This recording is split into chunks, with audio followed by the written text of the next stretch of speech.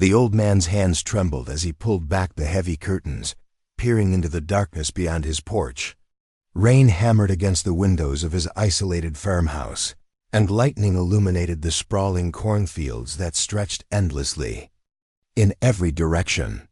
At 73, Henry Blackwood had seen his share of storms, but something about this night felt different, wrong.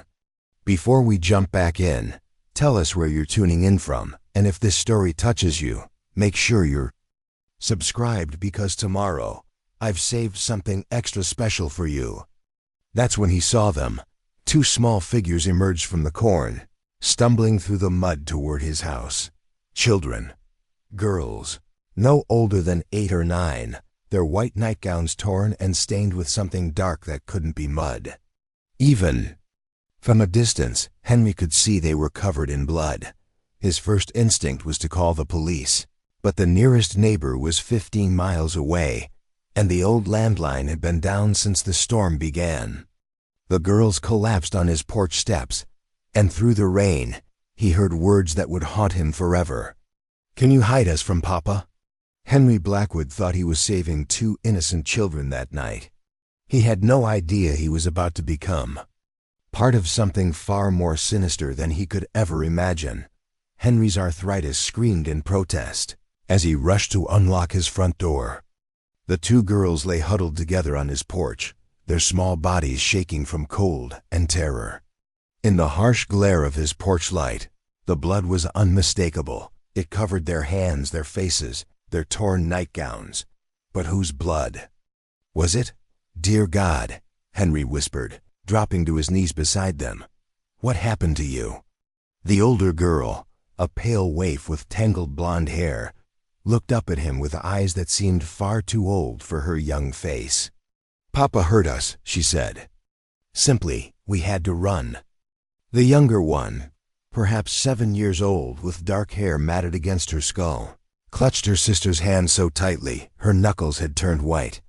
She hadn't spoken yet, just stared at Henry with an expression that sent chills down his spine. Henry had lived alone on this remote Iowa farm for the past decade, ever since his wife Martha passed. He'd grown accustomed to the solitude, the endless quiet broken only by the wind through the corn and the occasional cry of a hawk. Children were a rare sight in these parts. Most families had moved to the cities years ago, leaving behind empty farmhouses and overgrown fields. "Come inside, girls.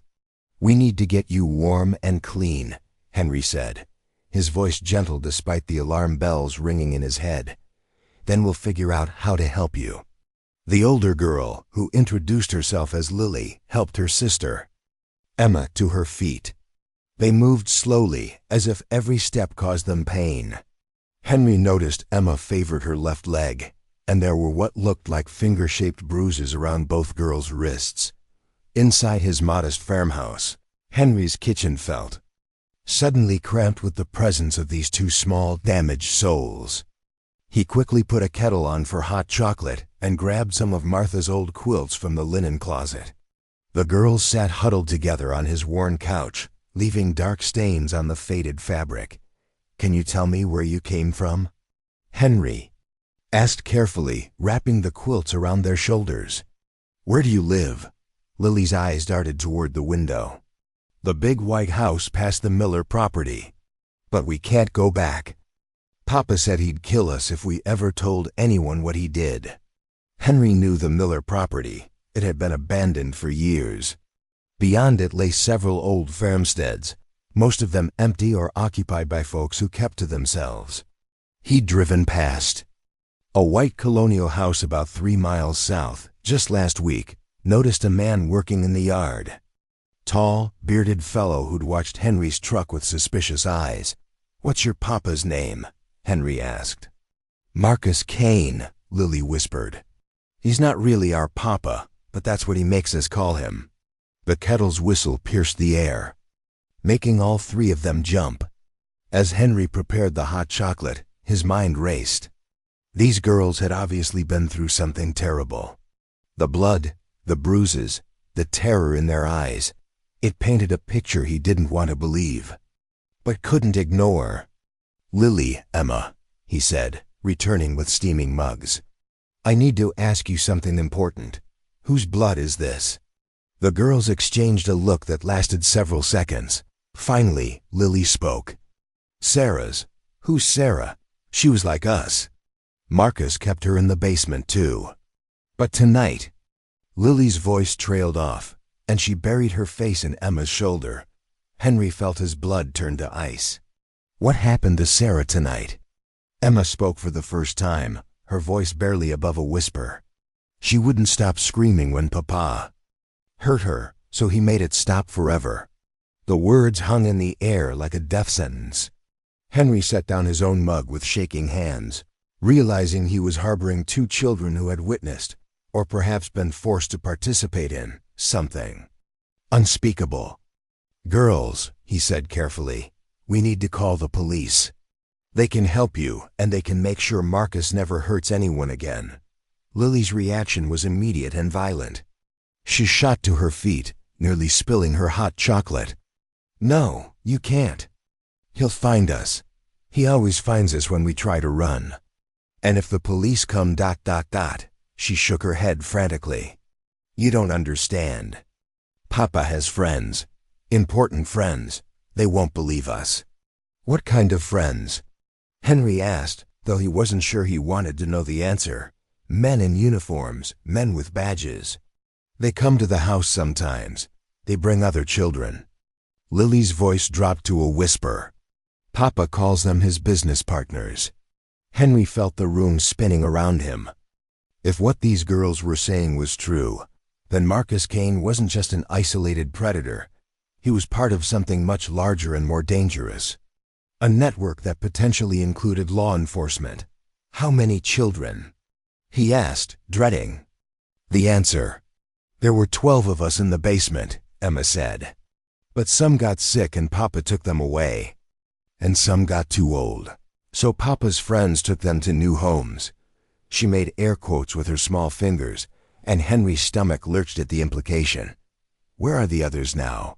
"Still there," Lily said.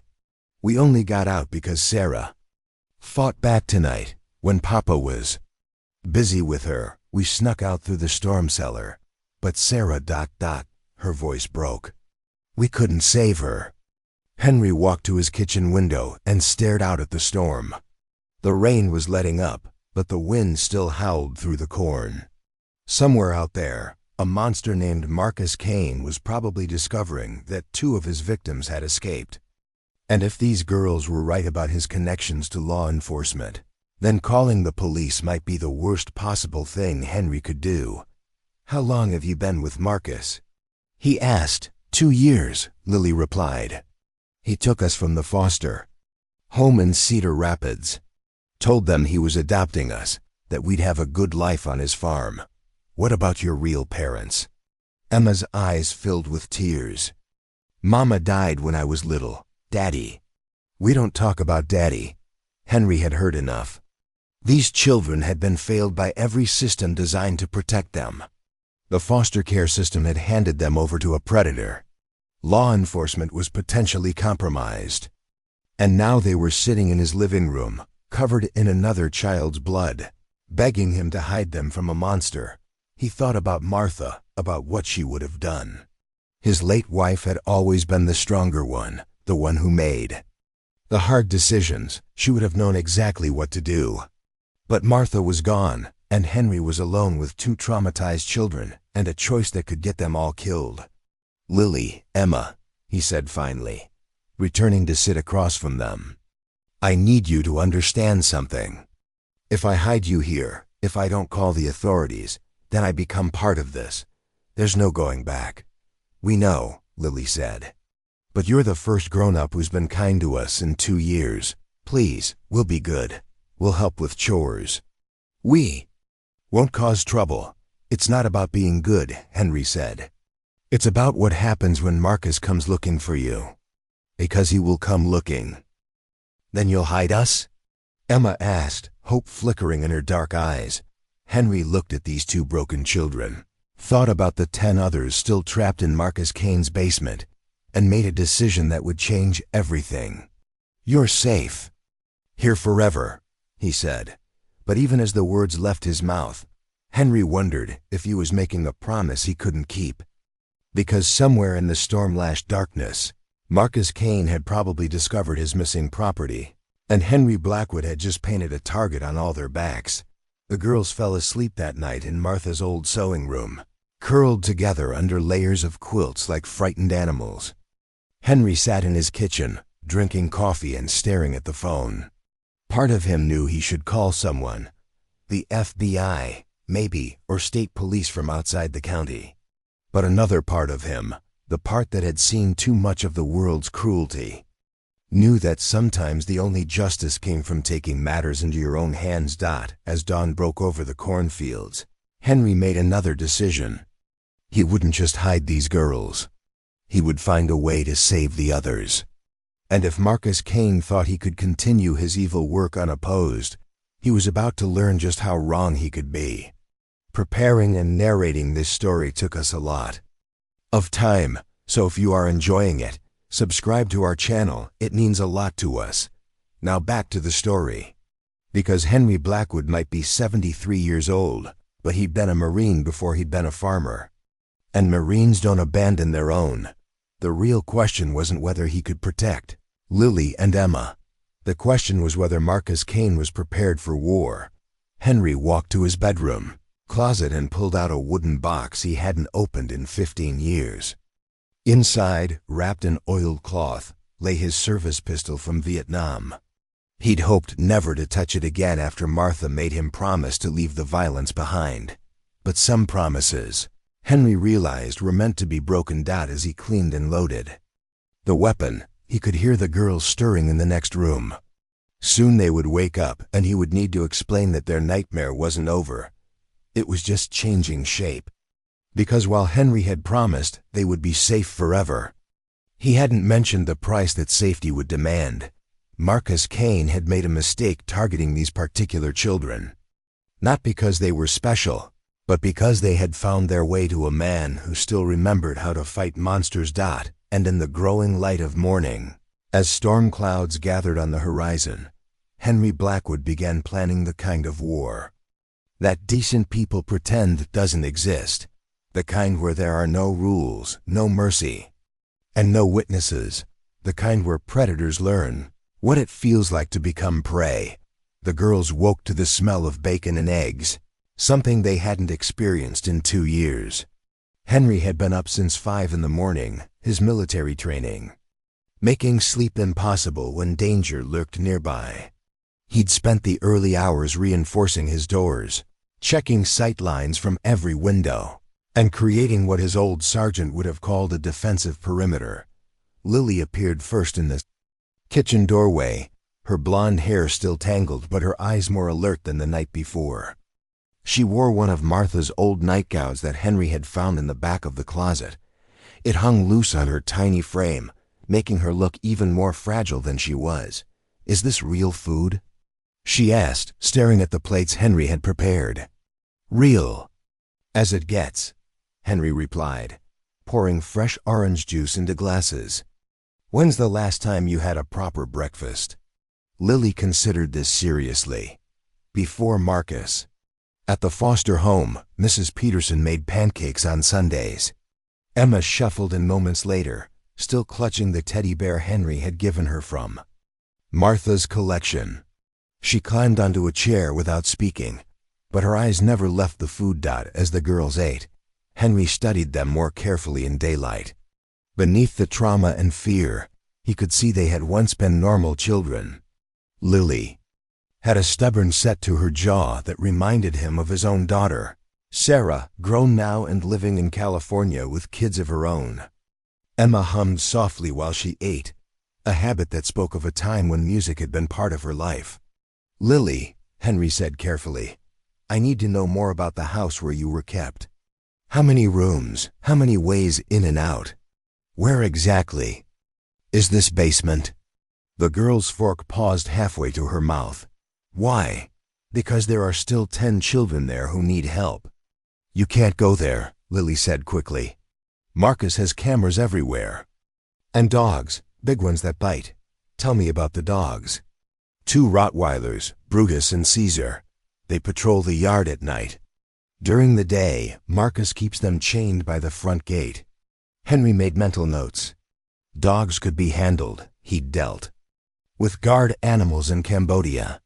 The cameras were more problematic, but not impossible if you knew where to look and how to move. What about Marcus himself? Does he have any weaknesses? Routines? Emma spoke up unexpectedly. He drinks. Every night after dinner, he sits in his big chair and drinks whiskey until he falls asleep. How do you know that? Because that's when it was safe to cry, she said matter-of-factly. Returning to her eggs, the casual way she said it broke something inside Henry's chest. These children had been forced to learn survival skills no child should ever need. Is there anyone else in the house? Any other adults? Sometimes the cook comes during the day. Mrs. Valdez. She's scared of Marcus too, but she brings us extra food when he's not looking. What about those friends he mentioned? The men with badges? Lily's expression darkened. They come twice a month, usually on weekends. They pick children to take away for special parties. The ones who come back are always different, broken. Henry felt rage building in his chest like a forest fire. In Vietnam, he'd seen the worst humanity had to offer, but this was something else entirely. This was evil wearing a friendly face, hiding behind badges and positions of trust. There's something else, Lily continued hesitantly. Marcus has a safe in his office. He keeps files there, pictures, videos, names of all his friends. You've seen inside the safe? Once, when he was drunk, he forgot to close it properly. I saw our names and other children's names. And there were addresses, like he was keeping track of where everyone came from. Henry understood immediately. Marcus Kane wasn't just a predator, he was a record keeper. Someone organized enough to document his crimes, which meant he was either incredibly arrogant or incredibly protected. Either way, those files could be the key to bringing down his entire network. After breakfast, Henry showed the girls around the farmhouse, pointing out hiding places and escape routes. The old storm cellar, accessible from both inside and outside the house. The hidden compartment behind the pantry shelves where Martha used to store her canning supplies. The loose floorboard in the upstairs hallway that opened onto a crawl space, running the length of the house. If anyone comes looking for you, these are your safe spaces, he explained. But remember, only hide if I tell you to. Otherwise, stay close to me. What if something happens to you? Lily asked. Henry pulled out a cell phone he'd bought in town months ago, but never used. This has one number programmed into it. My daughter Sarah, in California. If I'm not here to protect you, you call her. Tell her Henry's girls need help, and she'll know what to do. That afternoon, while the girls napped, Henry drove his pickup truck along the back roads toward the Kane property. He didn't approach directly. Instead, he parked at an old hunting blind he'd built years ago on elevated ground about half a mile away. Through binoculars, he studied the white colonial house that had become these children's prison. The property was larger than he'd expected, at least 40 acres enclosed by a high wooden fence. The house itself sat at the center like a spider in its web, with outbuildings scattered around the periphery. Henry could see the dog runs Lily had mentioned, and caught glimpses of security cameras mounted under the eaves. But what struck him most was how normal it looked. Fresh paint, well-maintained grounds, even a children's playground visible in the backyard. To anyone driving past, it would appear to be the home of a prosperous family man, not a house of horrors. Henry watched for 2 hours, timing patrols and noting sight lines. Marcus Kane appeared once, a heavy-set man in his 40s with graying hair and the kind of soft hands that came from never doing honest work. He moved around his property with the confidence of someone who believed himself untouchable. That confidence, Henry decided, was about to become a liability. On the drive home, Henry stopped at Morrison's Hardware in town. Old Pete Morrison had Run the place for 30 years and knew better than to ask too many questions when longtime customers needed specific supplies. "Haven't seen you in a while, Henry," Pete said as Henry gathered rope, duct tape, and several other items that together might raise eyebrows. "Been keeping busy," Henry replied. "Storm damage, you know how it is." Pete nodded knowingly. "Need any help with repairs?" "My grandson Jake's looking for summer work." "Thanks, but I've got it handled." Henry also stopped at the pharmacy, where he purchased first aid supplies and children's vitamins. To anyone watching, he would appear to be a grandfather preparing for visiting grandchildren. The truth was far more complicated. Back at the farm, he found the girls in Martha's garden, carefully tending to the tomato plants. Lily had found some of Martha's old gardening gloves, and Emma was singing softly to the vegetables, an old lullaby Henry recognized from his own childhood. "My wife used to do that," he said, joining them among the rows. "Said it helped them grow." "Does it work?" Emma asked. "Martha had the best tomatoes in the county," Henry replied. "So I'd say yes." As evening approached, Henry began laying out his plan. He'd learned in the war that complex operations required simple execution. Too many moving parts meant too many ways for things to go wrong. "Girls, I need to tell you something," he said as they finished dinner. "I'm going to help those other children. But that means leaving you alone here for a while." Lily's fork clattered to her plate. "You can't leave us. What if Marcus comes? He won't know to look here yet. And even if he did, this old farmhouse has survived worse than Marcus Kane." Henry showed them the shotgun he'd mounted under the kitchen table, easily accessible, but hidden from view. He taught them how to use the radio in his study to call for help if needed. Most importantly, he showed them the tunnel he'd dug years ago during the Cold War, a paranoid precaution that now seemed prophetic. "This leads to the old grain silo about 200 yards south," he explained, shining a flashlight into the narrow passage. "If anyone comes to the house and I'm not here, you go through this tunnel and hide in the silo until I return." "How long will you be gone?" Emma asked. "1 night, maybe 2. What if you don't come back?" Henry knelt down to their level. "Then you use that phone to call Sarah, and you tell her everything you've told me. She know what to do." That night, Henry lay in bed listening to the old house settle around him. The girls had finally fallen asleep in Martha's room, but he could hear them tossing and turning, probably fighting nightmares. Tomorrow night, he would infiltrate Marcus Kane's property and attempt something that could either save 10 children or get them all killed. He thought about Martha, about the life they'd built together on this farm. She'd always said the land had a way of protecting those who respected it. He hoped she was right, because he was about to test that theory in the most dangerous way possible. Around midnight, Henry heard something that made his blood freeze. The distant sound of dogs barking, carried on the wind from the direction of the Kane property. Not the casual barking of animals at play, but the urgent, aggressive sound of guard dogs detecting intruders. Someone was moving around out there, in the darkness. And Henry had a terrible feeling he knew who it was. He slipped out of bed and retrieved his pistol, moving quietly to the living room windows. The cornfields stretched endlessly in every direction, tall enough to hide an army. Marcus could be anywhere out there, searching for his missing property. Henry checked on the girls, still sleeping, but restlessly. He positioned himself in the kitchen where he could watch all approaches to the house.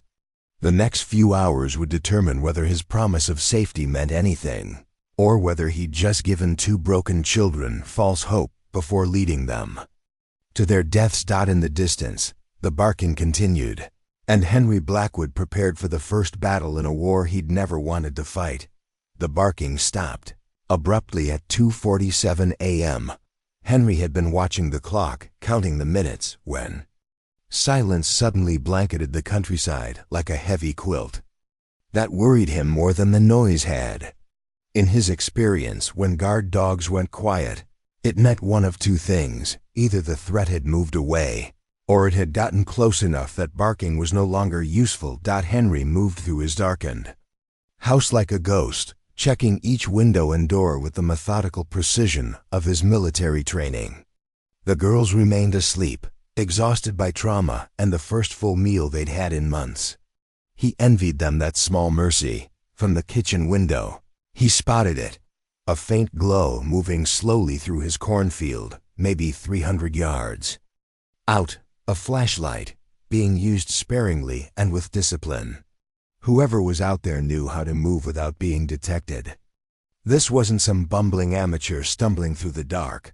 Henry slipped out the back door and into his storm cellar, retrieving items he'd hoped never to use again. Night vision goggles from his army surplus collection. A tactical knife with a blade that could slice through bone. And something else, a small device Martha had never known about, left over from operations he'd never been authorized to discuss. The motion detector beeped softly as Henry placed it near his front gate. Anyone approaching the house would trigger a silent alarm that would wake him instantly. But tonight, he wouldn't be sleeping. The prowler in his corn moved with purpose, following the irrigation channels that provided natural pathways between the rows. Henry tracked the movement from his kitchen, noting the professional way the intruder avoided the areas where dried stalks would crackle underfoot. This was someone with training. At 3:15, the motion detector chimed. Henry's blood ran cold as he realized the intruder had somehow bypassed his outer perimeter entirely. The signal was coming from near his barn, which meant whoever was out there had approached from the blind spot he'd forgotten to cover, the old drainage ditch that ran along the property's eastern edge. Henry grabbed his rifle and moved toward the barn, using shadows and farm equipment as cover. The night vision goggles turned the world into an eerie green landscape where every detail stood out in sharp relief. He could see rabbit tracks in the mud, the glint of spider webs stretched between fence posts, and something else that made his heart skip.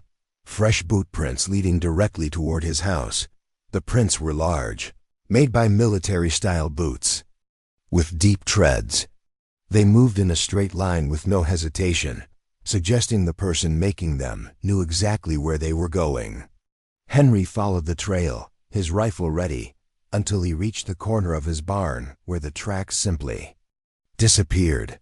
That's when he heard the whisper. "Looking for me, old man?"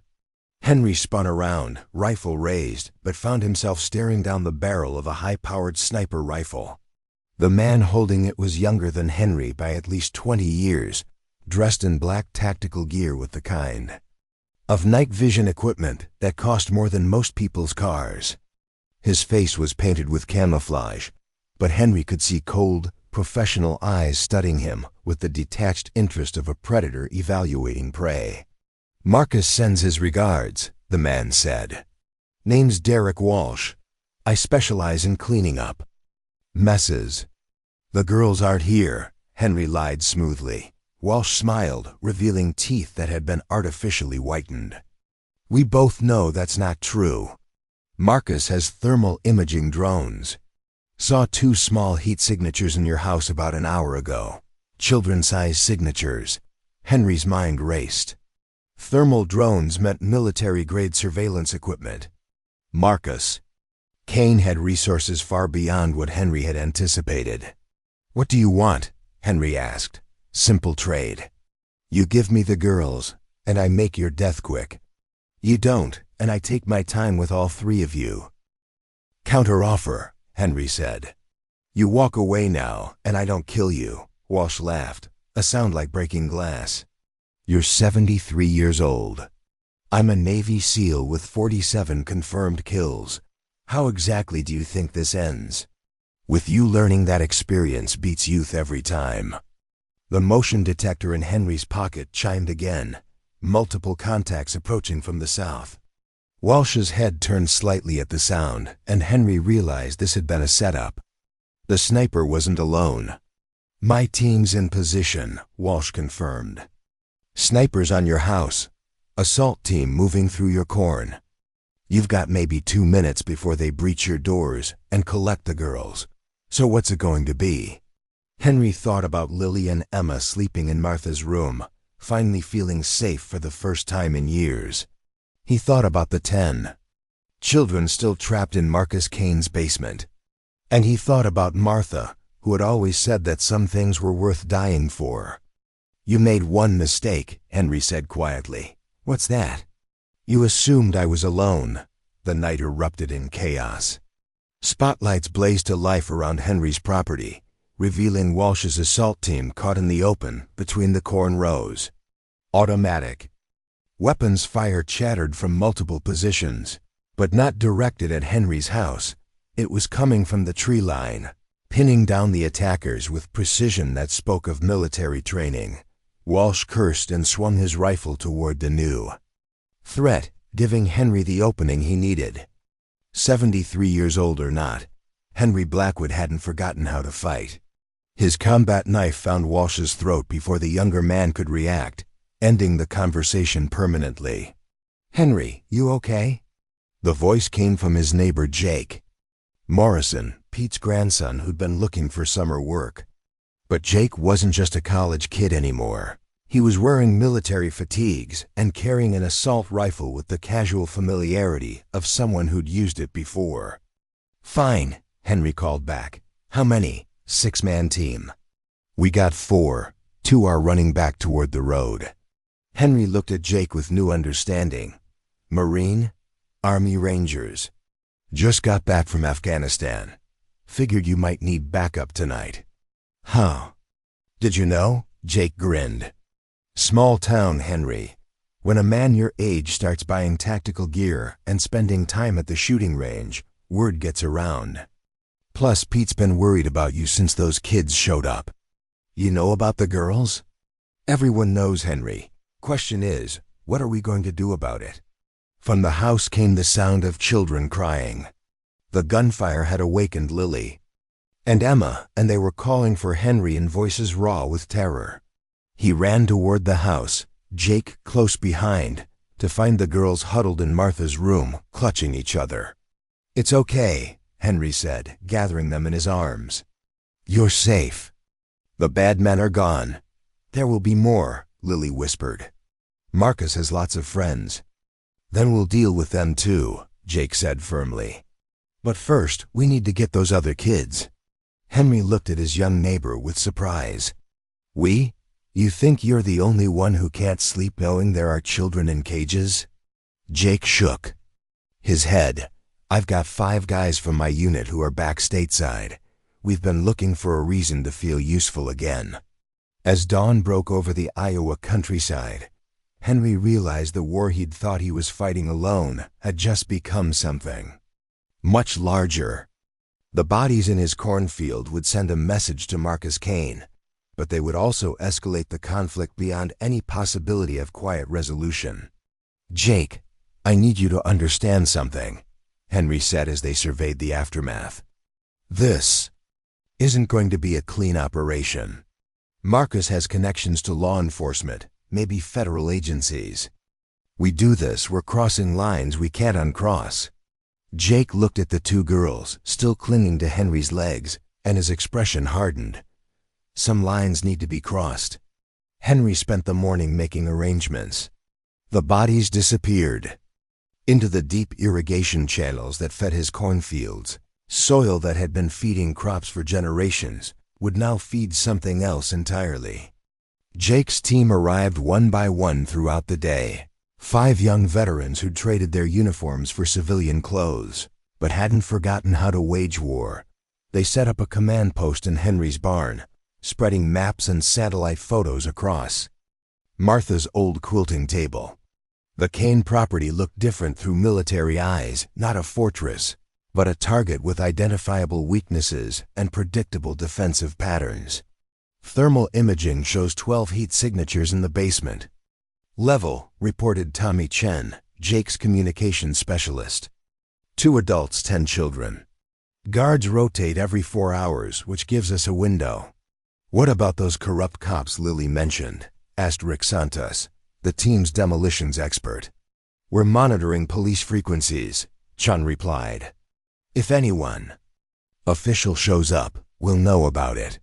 Lily and Emma watched the preparations with fascination and growing hope. For the first time in years, adults were taking action to help children instead of hurt them. Henry could see the change in their posture, the way they stood a little straighter when the soldiers spoke to them with respect rather than fear. "Can you really save them?" Emma asked Jake during a quiet moment. "We're going to try," Jake replied.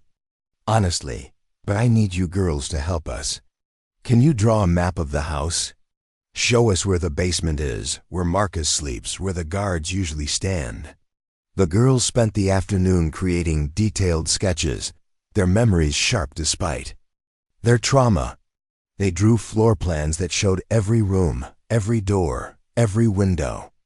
They marked the locations of cameras and motion sensors, the spots where floorboards creaked, the places where sounds carried between floors. "There's a laundry chute," Lily explained, pointing to her drawing. "It goes from the kitchen down to the basement. That's how they send us food sometimes." "Big enough for a person?" Jake asked. "Maybe, if they're small." As evening approached, the team made their final preparations. Henry cleaned his rifle one more time, checking every mechanism, with the obsessive care of someone who understood that mechanical failure meant death. The younger men tested their communications equipment and synchronized their watches, falling into the familiar rhythm of pre-mission protocols. "You don't have to do this," Jake told Henry. "We can handle it from here." Henry looked at Lily and Emma, then at the photos of Marcus Kane's house spread across the table. Somewhere in that basement, 10 children were waiting for rescue that might never come. Children who had been failed by every system designed to protect them. "Yes, I do," Henry said simply. The sun set over the Iowa farmland, painting the sky in shades of red that seemed appropriate for what was coming. In 6 hours, when Marcus King was deep in his whiskey-induced sleep, Henry Blackwood and 6 combat veterans would cross the line between civilization and warfare. They were no longer trying to save just 2 girls. They were fighting for 10 children who had no other hope, against a network of predators who believed themselves untouchable. By morning, one side or the other would learn just how wrong they could be. At 11:30 p.m., Henry Blackwood became a criminal. The moment he cut through the fence surrounding Marcus Kane's property, he crossed a line that separated lawful citizens from those who took justice into their own hands. Behind him, Jake Morrison and his team moved like shadows through the darkness, their night vision equipment turning the moonless night into a tactical advantage. The property looked different from ground level. What had seemed manageable through binoculars now revealed itself as a complex maze of outbuildings, security lights, and blind spots that could hide any number of threats. Henry's arthritis complained as he low-crawled through the wet grass, but he ignored the pain. Somewhere beneath his feet, 10 children were waiting for rescue. "Overwatch in position," came Tommy Chun's voice through Henry's earpiece. The communications specialist had set up on a hill overlooking the property, equipped with a high-powered rifle and thermal imaging scope. 2 guards patrolling, one by the front gate, one circling the house. "Dogs are in their kennel, looks like they've been sedated." Jake's voice crackled through the radio. "Sedated how? Unknown. Could be routine. Could be they're expecting company." Henry felt a chill that had nothing to do with the night air. If Marcus had drugged his own guard dogs, it meant he was either planning to move the children or expecting someone he didn't want the dogs to detect. Either possibility spelled disaster for the rescue mission. "Santos, you're on the power grid," Jake whispered into his microphone. "Cut electricity to the house in exactly 12 minutes. That'll kill the cameras and security system." Rick Santos, positioned near the electrical transformer, confirmed the order. Henry could barely make out his silhouette in the darkness, but he knew the former demolitions expert was already preparing to plunge the Kane property into total darkness. "Walker Martinez, you take the front entrance once the lights go down," Jake continued. "Henry and I are going through the basement window," Lily described. "Shun, you keep your eyes on those guards and call out any movement." David Walker and Carlos Martinez, both former Army Rangers like Jake, acknowledged their assignments. Henry had been impressed by their professionalism during the planning stages, but seeing them operate in the field was something else entirely. These young men moved with a deadly precision that reminded him of his own military days, except their equipment was decades more advanced than anything he'd used in Vietnam. "Remember," Henry whispered into his throat mic, "the children come first. If something goes wrong, if we get separated, your only priority is getting those kids out alive." "Roger that," came the unanimous response. Henry checked his watch. 11:42. In 10 minutes, the assault would begin. He thought about Lily and Emma, safe in his farmhouse under the protection of local volunteers Jake had recruited. Pete Morrison and 3 other townspeople were standing guard, armed with hunting rifles and decades of familiarity with the territory. It wasn't military-grade security, but it was better than leaving the girls unprotected. The basement window Lily had described sat at ground level on the property's north side, hidden behind an overgrown hedge that hadn't been trimmed in months. Henry could see rust stains on the frame and cobwebs in the corners. This was clearly an access point Marcus thought no one would notice or use. "Movement on the south side," Chun reported. "Unknown contact approaching the house. Single individual, moving with purpose." Henry's blood turned cold. "Can you identify?" "Negative." "Too far out." "Wait, ... He's stopping at the back door. Looks like he has a key." A key meant this was someone Marcus trusted, someone with authorized access to the property. Henry thought about the corrupt police officers Lily had mentioned, the business partners who came for their twisted parties. If one of them was arriving now, it would complicate everything. "We stick to the plan," Jake decided. "Lights go down in 3 minutes. If there's a new player in the house, we deal with him when we find him." Henry positioned himself next to the basement window, testing its frame with gentle pressure. The wood was soft with rot, and the latch looked like it hadn't been properly maintained in years. He could probably force it open without tools, though not without making some noise. "Power going down in 30 seconds, Santos reported. Henry held his breath, listening to the night sounds around him. Somewhere in the distance, a coyote howled at the moon. Closer, he could hear the hum of electrical equipment, the buzz of security lights, the quiet sounds of a property settling into sleep. Then everything went dark. The silence that followed was profound. Security lights died, air conditioning units shut down, and even the subtle electronic hum that pervades modern buildings disappeared entirely. Marcus Kane's fortress had become a tomb, and Henry Blackwood was about to break it open. The basement window yielded to his pressure with only a slight creaking sound. Henry slipped through the opening feet first, his rifle slung across his back, a flashlight clenched between his teeth. The basement smelled like fear and human waste and something else. The sickly sweet scent of industrial disinfectant trying to mask horrors too. Deep to clean. Jake dropped through the window behind him, landing with the silent grace of youth and training. Together, they swept their flashlights across the basement, revealing a nightmare that photographs and thermal imaging hadn't prepared them for. The space had been divided into cells, using chain-link fencing and padlocked gates. Each cell contained a thin mattress, a bucket, and nothing else.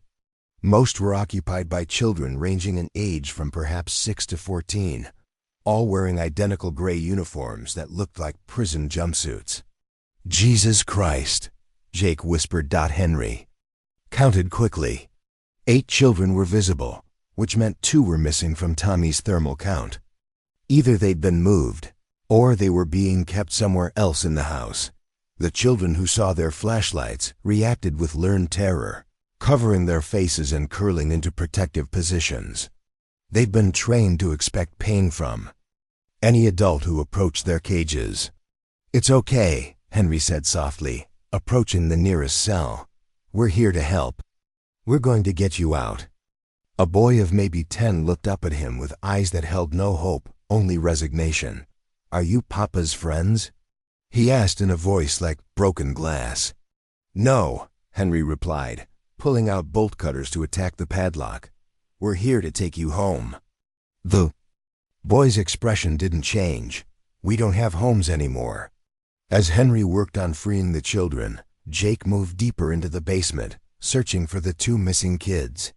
He found them in a separate room that had been converted into something that looked like a medical examination area, complete with restraint straps and monitoring equipment.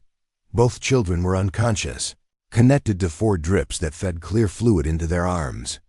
They were pale, thin, and bore the kinds of scars that spoke of systematic abuse over long periods. "Henry, we've got a problem," Jake reported. 2 kids back here, they've been drugged. I don't know if they can travel." "We carry them," Henry said simply, helping a young girl out of her cell. "We don't leave anyone behind." Above them, the sound of boots on wooden floors indicated that Santos and Martinez had breached the main house. Henry could hear muffled shouts, the crash of furniture being overturned, and something that might have been gunfire.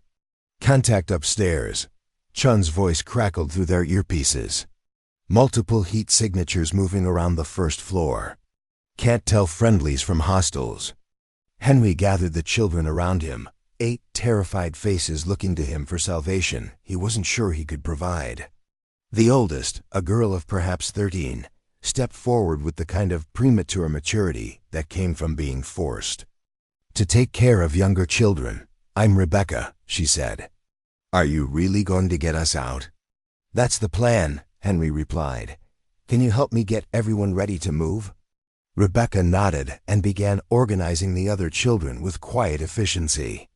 Henry could see she'd been doing this for a long time, managing fear, distributing hope in carefully measured doses, keeping the group together through horrors no adult should have to face, let alone children. Jake emerged from the medical room carrying 1 unconscious child while dragging in 4 stand.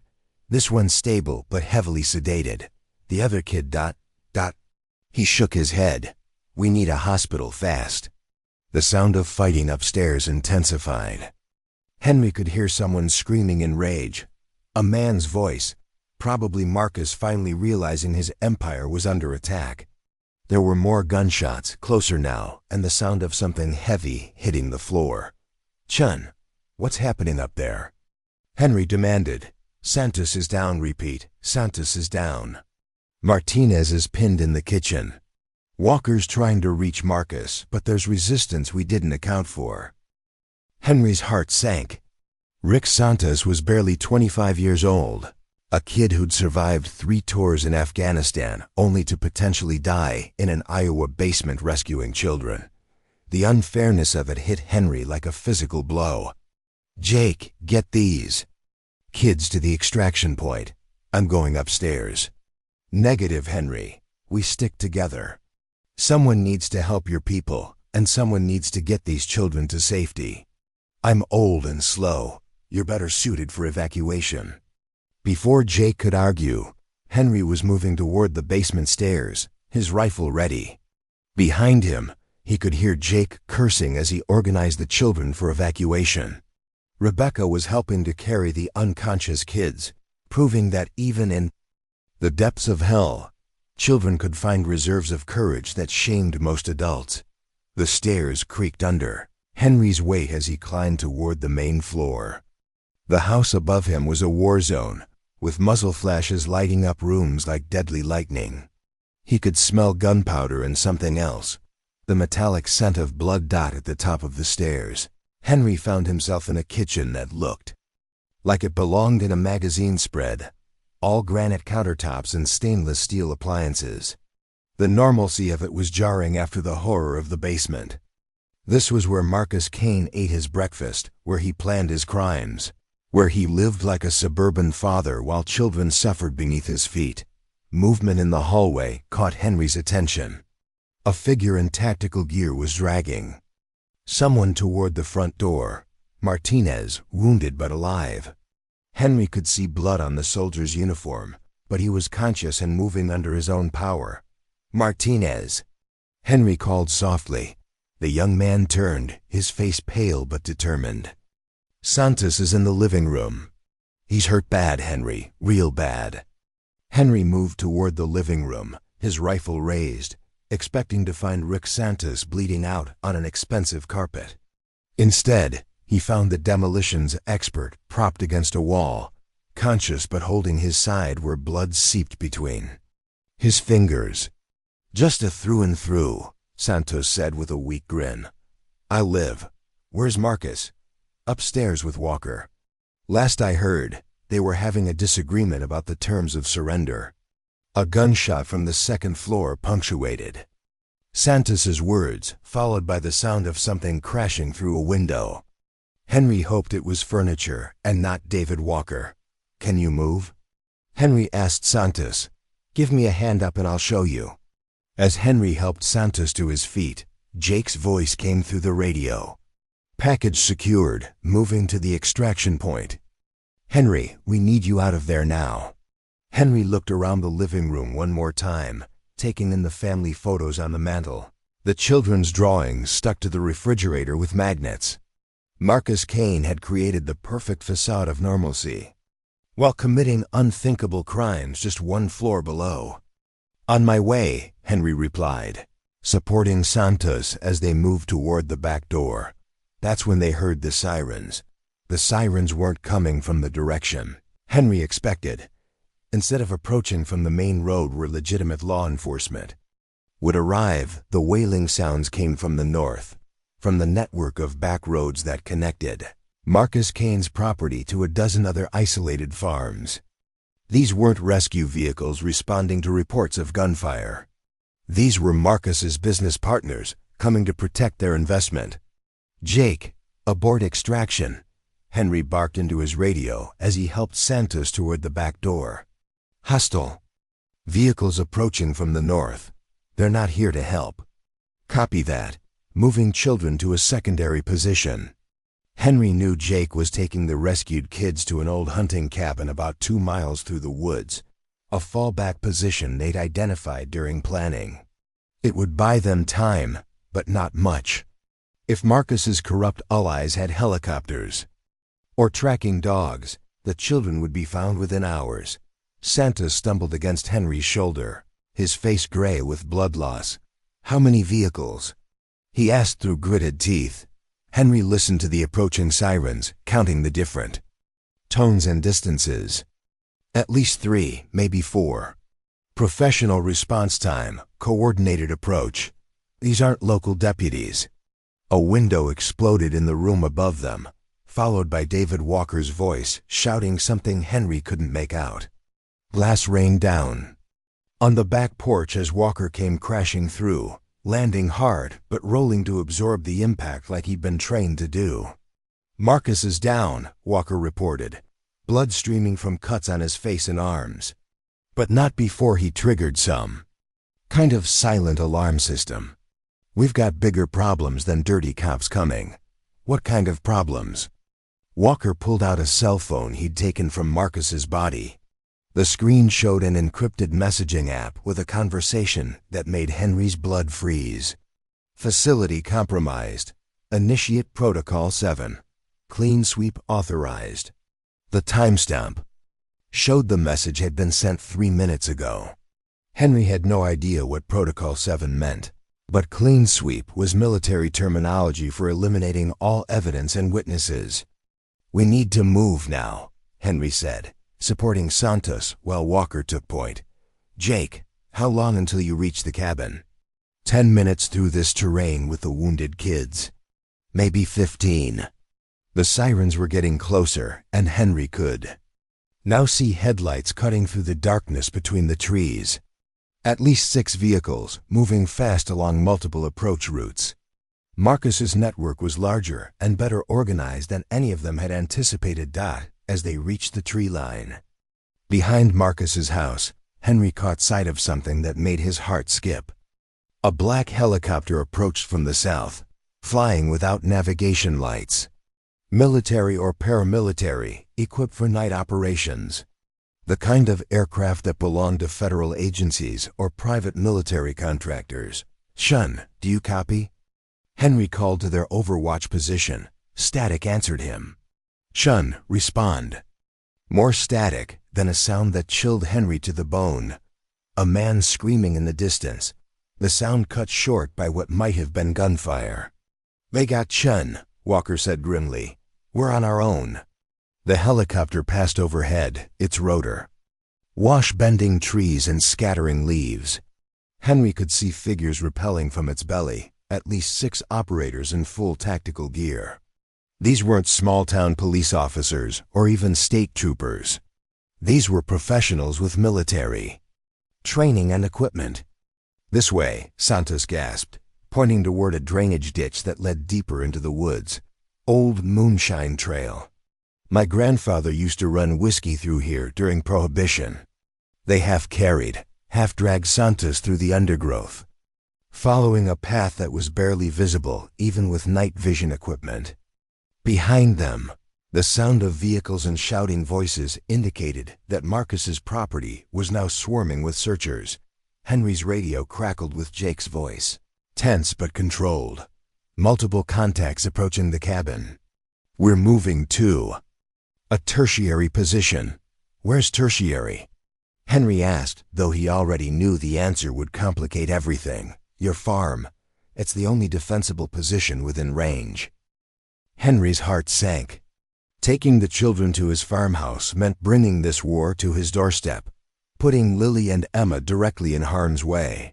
But with Santos bleeding and 2 of the rescued children requiring immediate medical attention, they were running out of options. Negative, Jake. Too dangerous. Henry, one of these kids is going into shock. We need medical supplies and a secure location. Your place is our only shot. Walker grabbed Henry's arm. Decision time, old man. We can abandon the kids and save ourselves, or we can make a stand, but we can't do both. Henry thought about Martha, about the life they built on that farm. He thought about the peaceful years he'd expected to spend there, tending his garden and watching the seasons change. All of that was gone now, sacrificed the moment he'd opened his door to 2 bloody girls, begging for help. Jake, bring them home, Henry said into the radio. We'll be ready. They emerged from the woods 20 minutes later to find Henry's farmhouse lit up like a fortress. Pete Morrison and his volunteers had set up defensive positions around the property, using hay bales and farm equipment as cover. Pickup trucks were positioned to block the main approach roads, and Henry could see the glint of rifle barrels in the darkness. How many people did you call? Henry asked Pete as they carried Santos toward the house. Word got around, Pete replied. Folks don't take kindly to child predators in these parts. We've got about 20 men with hunting rifles, plus whatever weapons your military friends brought. Inside the farmhouse, Henry found organized chaos. Lily and Emma were helping Rebecca and the other rescued children, distributing blankets and food while trying to comfort the traumatized kids. A local veterinarian named Dr. Sarah Hoffman was treating the 2 unconscious children with medical supplies borrowed from her animal clinic. It's not ideal, Dr. Hoffman told Henry, but these 4 medications will keep them stable until we can get them to a real hospital. When can we move them? Not for several hours, maybe longer. That boy needs surgery, and soon. Jake arrived 30 minutes later with Martinez and the remaining children, his face grim with news that Henry didn't want to hear. They found Chun, Jake reported quietly. Professional execution, single shot to the head. These aren't cops, Henry. They're military contractors, probably former special forces working private security. How many? At least 20 operators. Plus air support. They've set up a perimeter around your property, but they're not moving in yet. Henry looked around his living room, now crowded with 12 traumatized children and a dozen armed volunteers. His peaceful farmhouse had become a refuge under siege, and he was responsible for all of these lives. Why aren't they attacking? He asked. Walker, who'd been monitoring radio communications, looked up from his equipment. Because they're waiting for orders. I'm picking up encrypted chatter, but the general message seems to be, contain and wait. Wait for what? Probably federal backup. If this network goes as high as we think it does, they'll want official authority before they move in. Make it look legal. Henry walked to his kitchen window and peered out at the darkness beyond his porch light. Somewhere in that blackness, professional killers were watching his house, counting the people inside, planning their assault. But they were also hesitating, which meant they weren't entirely confident in their legal authority. That gave Henry an idea. Jake, how good are you with computers?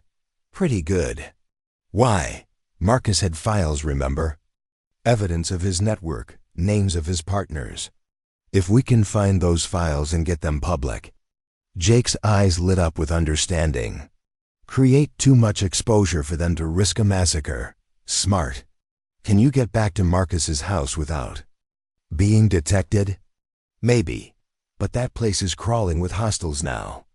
Henry thought about the tunnel system Marcus had probably never discovered, the old drainage channels that connected most of the properties in this area.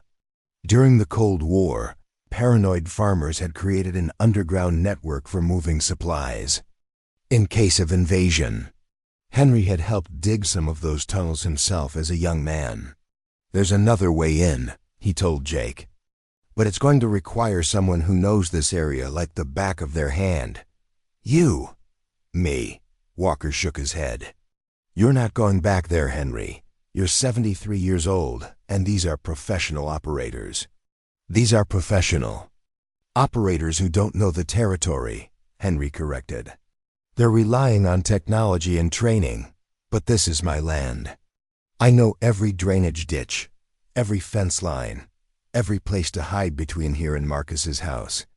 Rebecca, the 13-year-old who'd emerged as a leader among the rescued children, approached Henry with the kind of serious expression that belonged on a much older face. Mr. Henry, she said, if you're going back to get Papa's files, you need to know something. He has a safe room behind his office. That's where he keeps the really important stuff. The files, the videos, the list of names. How do you know about that? Rebecca's expression darkened. Because that's where he took us when the important visitors came. The ones who wanted to watch. Henry felt sick, but he forced himself to focus. On the tactical information. Can you describe the safe room? How to access it? Rebecca nodded and began drawing another detailed map. This one showing the hidden room Marcus had used for his most private activities. As she drew, other children gathered around, adding details and corrections. Together, they created a blueprint for infiltrating the heart of Marcus Kane's operation. There's a tunnel that connects to the storm drain system, Rebecca explained. Papa used it to move us between buildings without being seen from the road. If you can get into the storm drains, you can reach the safe room without going through the main house. Jake studied the map with professional interest. This could work. But Henry, if you get caught in there, then make sure these files get published, Henry replied. Make sure the world knows what these people did. As Henry prepared for what might be his final mission, he thought about the chain of events that had brought him to this moment. 2 bloody girls on his porch, asking for help. A simple decision to offer sanctuary instead of turning them away. Now dozens of lives hung in the balance, and the only way forward led through the darkness toward a confrontation with evil that wore badges and carried legal authority. Outside, the sound of more vehicles approaching indicated that the siege was about to begin in earnest.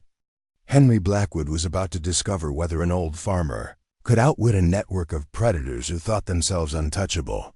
The children were counting on him, and Henry had never been one to let children down. The storm drains smelled like decades of decay and something far worse that Henry didn't want to identify. He crawled through the concrete tunnel on his hands and knees, following Rebecca's hand-drawn map by the light of a small tactical flashlight. The tunnel was barely wide enough for his shoulders, and every few feet he had to stop and listen for sounds of pursuit. Above him, he could hear vehicles moving along the roads, coordinating search patterns that grew tighter with each pass. The professional operators had divided the area into grid squares, systematically eliminating hiding places with military precision. Henry's window of opportunity was closing fast. The tunnel branched in 3 directions ahead of him. According to Rebecca's map, the middle passage led directly under Marcus Kane's property, emerging in the basement of an outbuilding that Marcus had used for special occasions. The left tunnel connected to the county storm drain system and would take him miles away from the danger zone. The right tunnel was marked with a skull symbol Rebecca had drawn, her way of indicating that bad things happened to children who went that direction. Henry chose the middle path. 20 minutes later, he emerged through a rusted grate into what had once been a root cellar, but had been converted into something that made his stomach lurch. The walls were lined with recording equipment, cameras mounted at multiple angles, and a collection of costumes and props that told a story Henry wished he couldn't understand. This was where Marcus had filmed his crimes for his network of clients. Henry forced himself to focus on the mission. According to Rebecca, the safe room was accessible through a hidden panel behind what looked like an electrical box. He found the box exactly where she'd indicated, camouflaged so well that even knowing where to look, it took him several minutes to locate the concealed latch. The panel slid aside to reveal a narrow corridor that led to Marcus's private sanctuary. Henry could hear voices from the main house above. The search teams were getting closer. He had maybe 10 minutes before they expanded their search to include the outbuildings. The safe room was everything Rebecca had promised and worse. Filing cabinets lined 3 walls, filled with documents that represented years of systematic abuse. Computer servers hummed quietly in the corner, their hard drives containing enough evidence to destroy dozens of careers and send hundreds of people to prison. But it was the wall of photographs that made Henry's hands shake as he began gathering evidence. Hundreds of pictures, organized by date and location, showing children in situations no child should ever experience.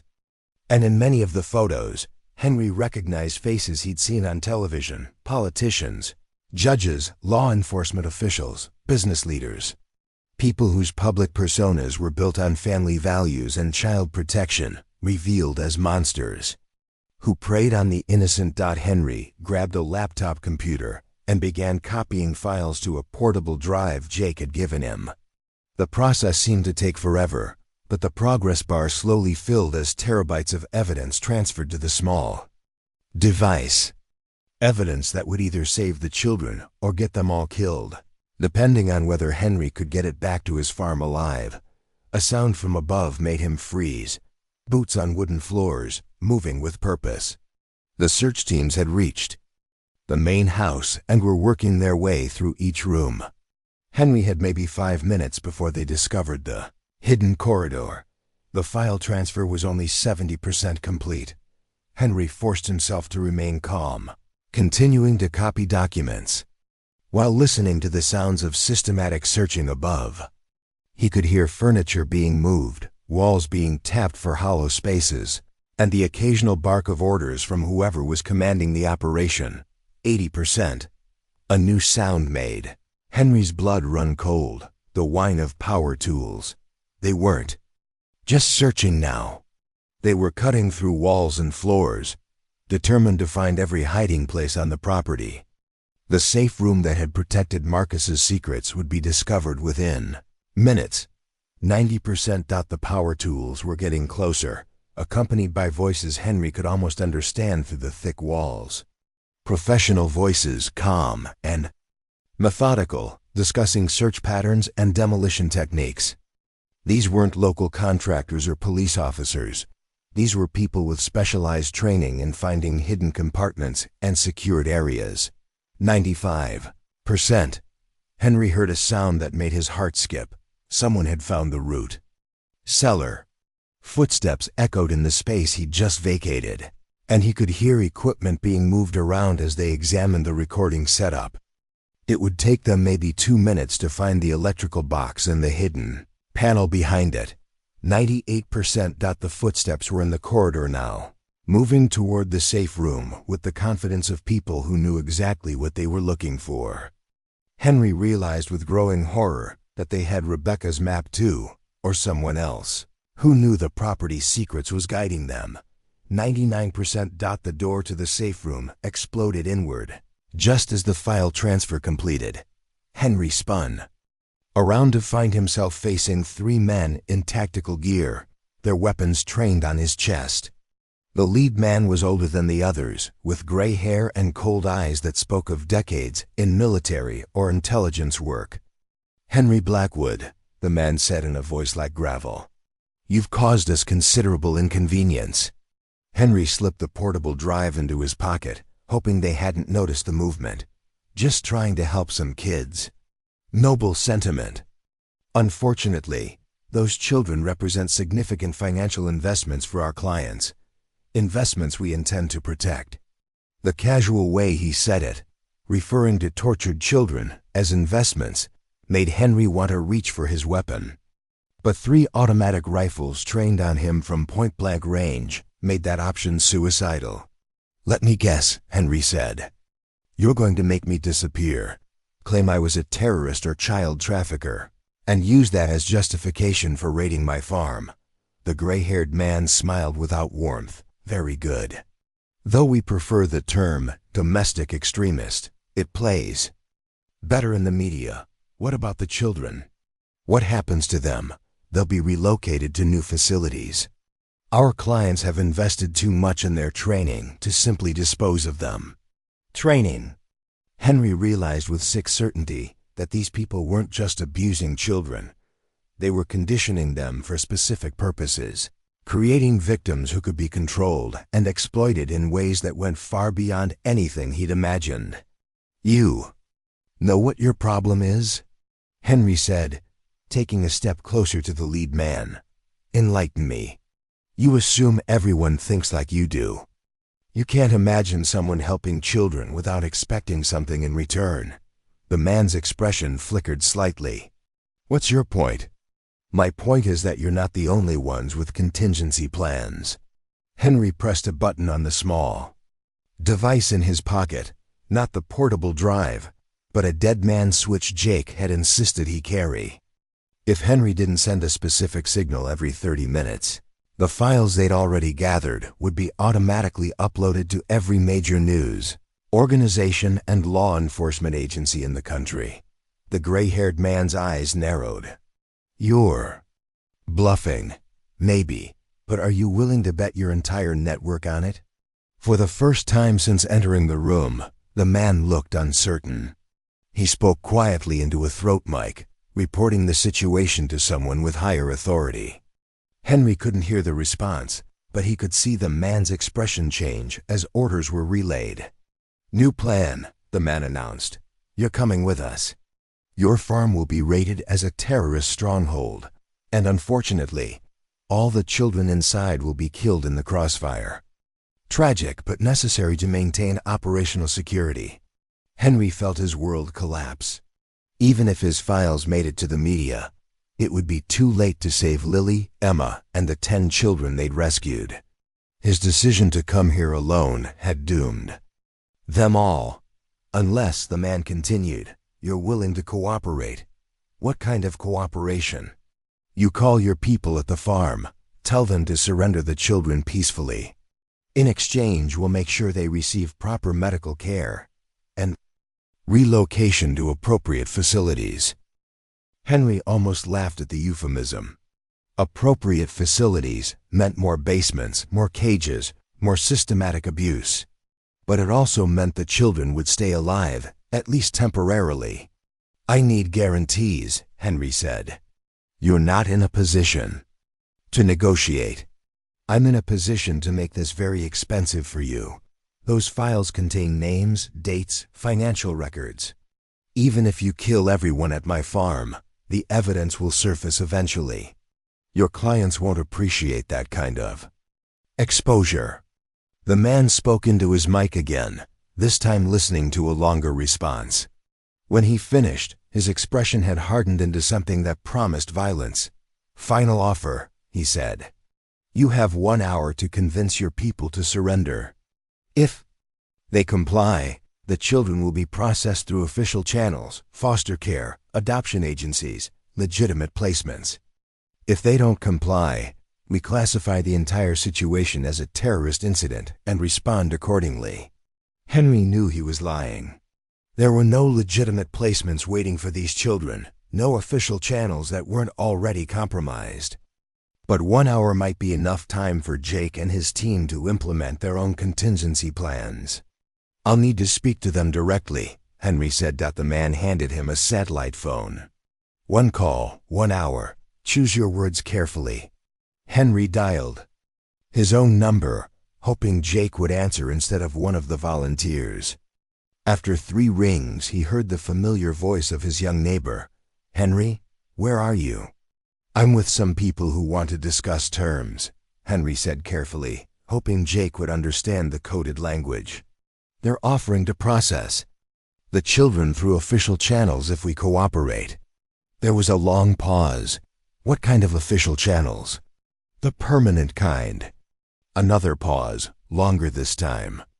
Jake was putting the pieces together, realizing that Henry was under duress and that official channels meant death or worse for the children. "We'll need some time to consider the offer," Jake said finally. 1 hour, Henry replied. "After that, they'll implement alternative solutions." "Understood, Henry. Are you okay?" Henry looked at the 3 armed men watching his every move, at the walls covered with photographs of tortured children, at the evidence of evil that stretched so high into the government that justice might be impossible. "I'm exactly where I need to be," he said, and ended the call. The gray-haired man took back the phone, very diplomatic. "Now we wait." But Henry wasn't waiting. While his captors settled in for an hour of surveillance and planning, Henry was counting seconds and calculating distances. The portable drive in his pocket contained enough evidence to destroy their network, but only if it reached the right people. And there was only one way to guarantee that happened. The man had made one crucial mistake. He'd assumed Henry wanted to survive this encounter. But Henry Blackwood was 73 years old. His wife was dead, and 12 children were depending on him to do the right thing. Survival was no longer the priority. As the minutes ticked by, Henry began planning his final mission, not to escape, but to ensure that Marcus Kane's files reached the world, no matter the cost. Jake Morrison stared at the satellite phone for 30 seconds after Henry hung up, his mind racing through the implications of that coded conversation. Around him, the farmhouse buzzed with tense activity as volunteers checked weapons and positioned themselves at windows. But Jake knew that all their preparations would be meaningless if Henry's captors followed through on their threat. "What did he say?" Pete Morrison asked his grandson. "They want us to surrender the children," Jake replied. "And Henry's telling us not to trust them." Rebecca looked up from where she'd been comforting the younger rescued children. "If we give them back, they'll hurt us again." "Papa's friends always hurt us." Jake nodded grimly. Henry's coded message had been clear: official channels and permanent solutions meant death sentences, not legitimate foster care. But they had less than an hour to figure out an alternative, and their options were rapidly disappearing. Dr. Hoffman emerged from the back bedroom where she'd been treating the 2 critically injured children. "The boy is stabilizing, but he needs surgery within the next few hours or we'll lose him. And I'm running out of medical supplies." "Can he be moved?" Jake asked. "Short distances, maybe, but not far and not safely." Walker approached with a radio in his hand, his expression dark. "I've been monitoring their communications. They've got the entire area locked down, roadblocks on every route out of the county, helicopter patrols, and teams moving through the woods on foot. Even if we could travel, there's nowhere to go." Jake walked to the kitchen window and peered. Out at the defensive perimeter, Pete's volunteers had established 23 local men with hunting rifles, most of them over 50, facing professional military contractors with advanced equipment and air support. It would be a massacre, and everyone knew it.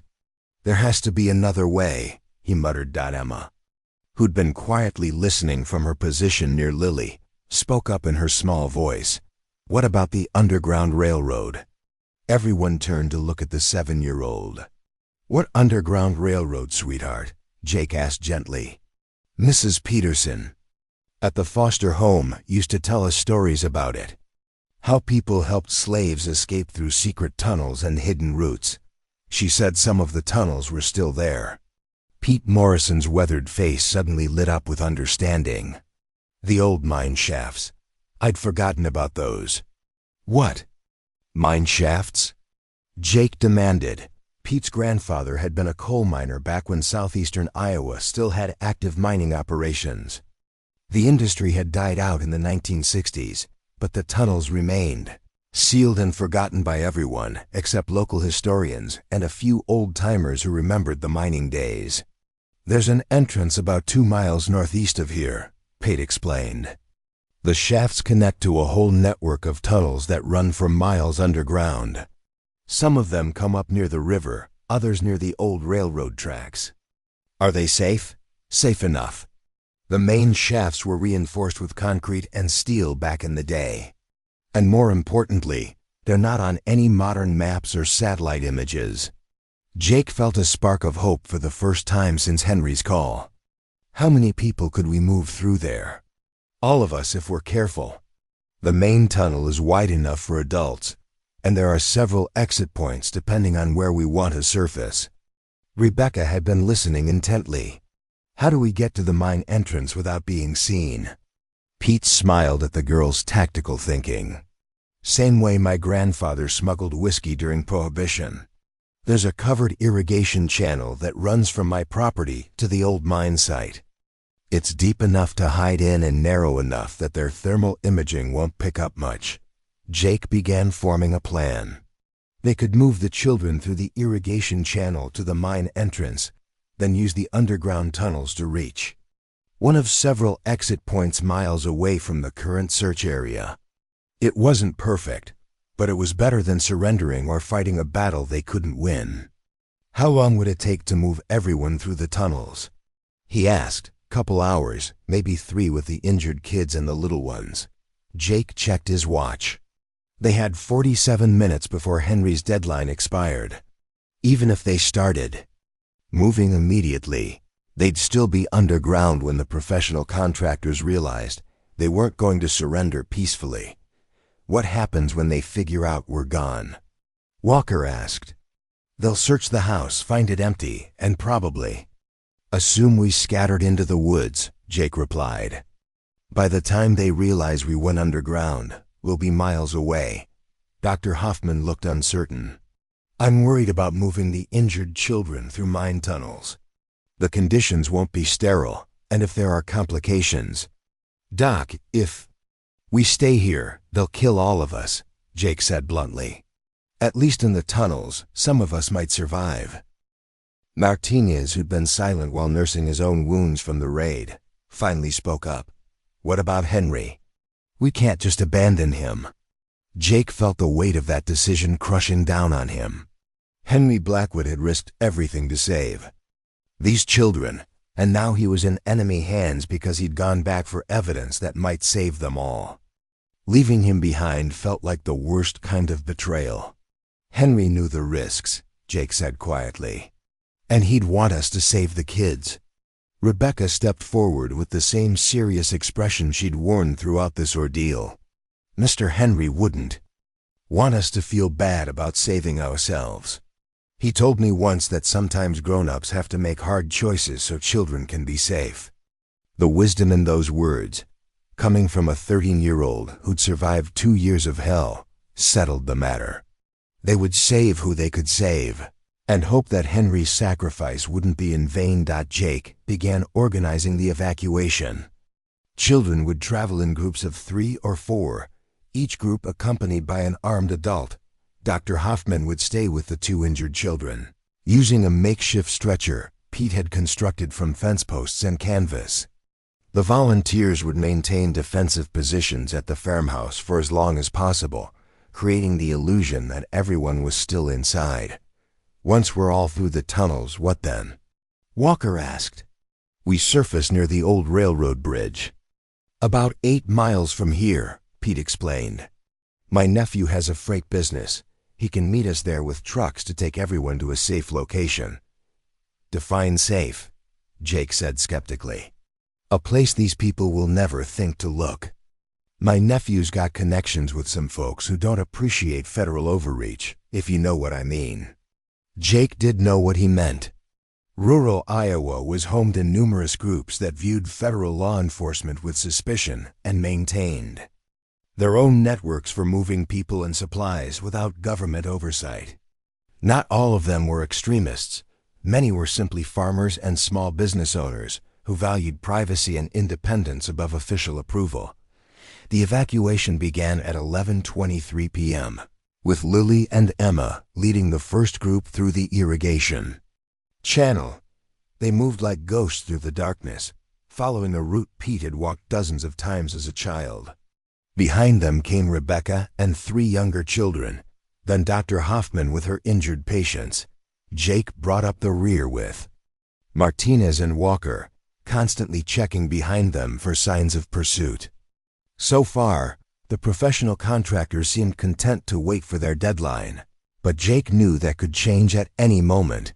The mine entrance was exactly where Pete had promised, a concrete-lined opening hidden behind a stand of old oak trees, sealed with a steel gate that looked official, but had actually been installed by Pete's grandfather to keep out curious children and federal tax agents. Pete produced a key from his jacket pocket, and the gate swung open to reveal a tunnel that disappeared into impenetrable darkness. Stay together, stay quiet, and follow the main shaft, Pete instructed as the groups gathered at the entrance. There are some side tunnels, but they're not safe. Stick to the route I've marked with reflectors. One by one, the children disappeared into the underground darkness, their small voices echoing off stone walls as they called encouragement to each other. These kids had survived Marcus Kane's basement. They could handle a few hours in old mine. Tunnels. Jake was the last person to enter the mine, pausing at the entrance to take one final look at the countryside where this whole nightmare had begun. Somewhere out there, Henry Blackwood was probably preparing to die to protect these children. The least Jake could do was make sure that sacrifice meant something. The tunnel was wider than he'd expected, with concrete walls and a level floor that made walking easier than he'd feared. Emergency lighting had been installed at some point, probably during World War II, when the government had briefly considered using the mines for civil defense purposes. The lights still worked, casting eerie shadows that danced ahead of their small procession. After an hour of steady walking, they reached a junction where the main tunnel split into 3 directions. Pete consulted a hand-drawn map and led them down the left passage, which sloped gently downward toward what had once been the mine's main excavation area. That's when they heard the explosion. The sound came from behind them, muffled by distance and stone, but unmistakably the roar of high explosives. Jake felt the tunnel shake around them, and dust rained down from the ceiling. They found the farmhouse, Walker said grimly. Or Henry triggered something, Martinez added. Jake hoped it was the latter. If Henry had found a way to destroy Marcus Kane's evidence along with himself, it might buy them the time they needed to get these children to safety. But if the contractors had simply blown up the farmhouse to eliminate witnesses, then Henry was already dead and their own escape route might be compromised. Keep moving, Jake ordered. We're committed now. They walked for another hour through tunnels that seemed to stretch forever, following Pete's childhood memories and faded reflector markers toward an exit none of them could guarantee would still be accessible. Behind them, the children showed remarkable resilience, helping each other through difficult passages and maintaining the kind of quiet discipline that spoke of survival. training no child should ever need. Rebecca walked beside Jake for part of the journey, her small hand occasionally reaching out to touch the tunnel wall for balance. "Mr. Jake," she said quietly, "what happens if the people at the exit don't help us?" "Then we keep walking until we find people who will," Jake replied. "And if we can't find any?" Jake looked at this remarkable girl who'd survived hell and still worried about others' safety before her own. "Then we make our own safe place, whatever it takes." The tunnel began to slope upward, and Jake could smell fresh air mixed with the scent of river water. According to Pete's map, they were approaching the exit near the old railroad bridge. In a few minutes, they would emerge into the Iowa countryside as fugitives from a government that included predators in positions of power, but they would emerge with 12 children who had been saved from unthinkable horrors. And somewhere behind them, Henry Blackwood's sacrifice was buying them the precious time they needed to disappear into a network of people who still believed that protecting children was more important than following orders. The light at the end of the tunnel grew brighter with each step, and Jake Morrison allowed himself to hope that this nightmare might finally be coming to an end. The explosion that shook the mine tunnels had come from Henry Blackwood's final act of defiance, while Jake and the children made their way through the underground passages. Henry had been counting down the minutes in Marcus Kane's safe room, surrounded by 3 armed contractors who believed they held all the cards. But Henry had spent 50 years on that Iowa farm, and he knew something about the land that his captors didn't. The property sat on a geological formation that included natural gas deposits. Most farmers in the area knew about the gas. Some had even tried to drill for it during the energy crisis of the 1970s. Henry's own land had tested positive for methane, but the deposits were too small and scattered to be commercially viable, unless, of course, you knew how to concentrate on them.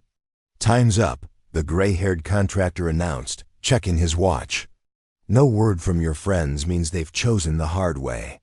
Henry smiled, his hand moving slowly toward the device in his pocket.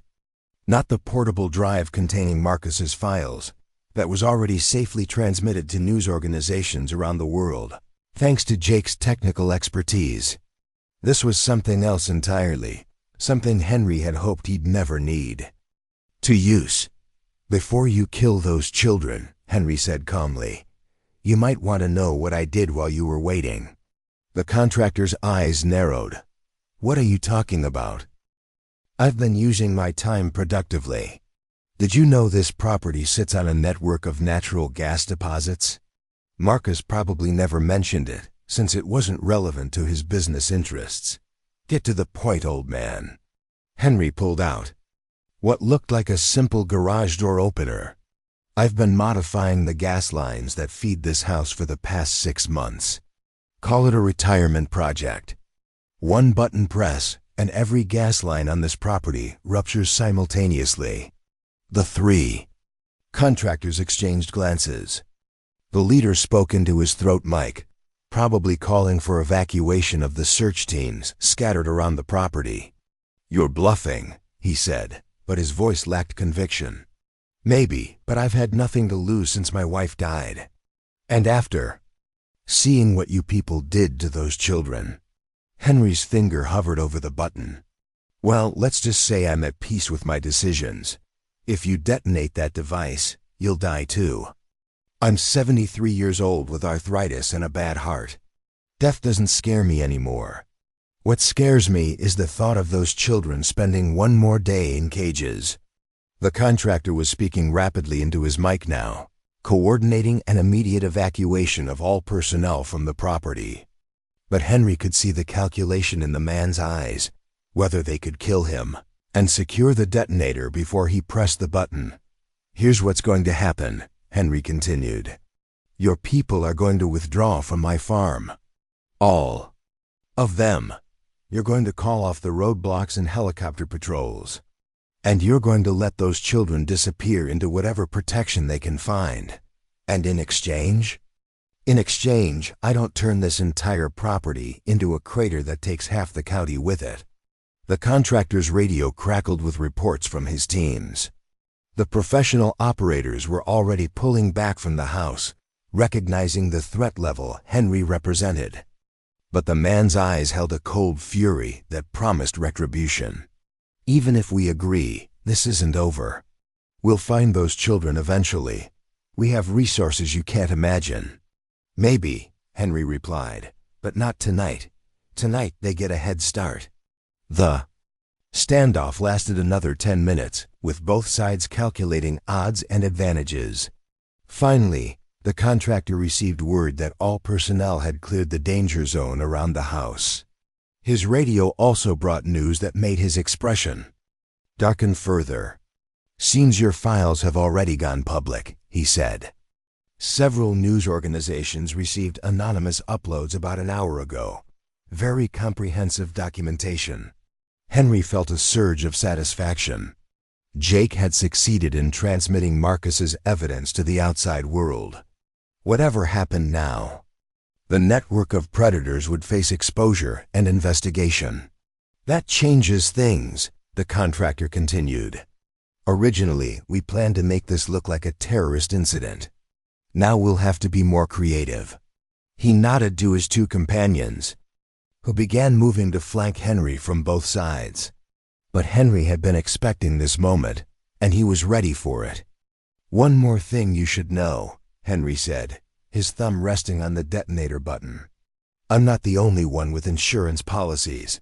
The contractor paused. "Meaning?" "Meaning Jake Morrison isn't just a local kid who served in Afghanistan. He's connected to people who don't appreciate government overreach. People with their own resources and their own sense of justice." It was partially true. Jake's military unit had included soldiers from various backgrounds, some of whom had gone on to work in private security, investigative journalism, and other fields where official corruption was a professional concern. If anything happened to the children, there would be people asking difficult questions. "You're running out of leverage, old man." "No," Henry replied. "I'm just getting started." He pressed the button. The explosion began in the basement and rippled outward through the property like an earthquake. Gas lines ruptured in sequence, feeding a fire that consumed Marcus Kane's House of Horrors in less than 30 seconds. The safe room where Henry had made his last stand became the epicenter of an inferno that could be seen for miles. By the time fire departments from 3 counties arrived at the scene, there was nothing left to save. The white colonial house that had hidden such terrible secrets was reduced to ash and twisted metal. The outbuildings where Marcus had filmed his crimes were obliterated. Even the basement cells where children had suffered were buried under tons of rubble. More importantly, the explosion had created enough chaos and confusion to allow Jake's group to complete their escape through the mine tunnels without pursuit. The professional contractors found themselves dealing with a disaster that required all their attention and resources, leaving no one available to continue hunting fugitive children. 8 miles away, Jake Morrison emerged from the underground tunnels to find Pete's nephew waiting with 2 freight trucks and a small army of supporters. Word had spread through the rural community's informal networks, and dozens of people had volunteered to help transport and hide the rescued children. "Where's Henry?" Pete asked as the children climbed into the trucks. Jake looked back toward the orange glow on the horizon where Henry's farm had been. "He made sure we got away." Rebecca, who had become the unofficial leader of the rescued children, understood immediately. "He kept his promise," she said quietly. "He said we'd be safe forever."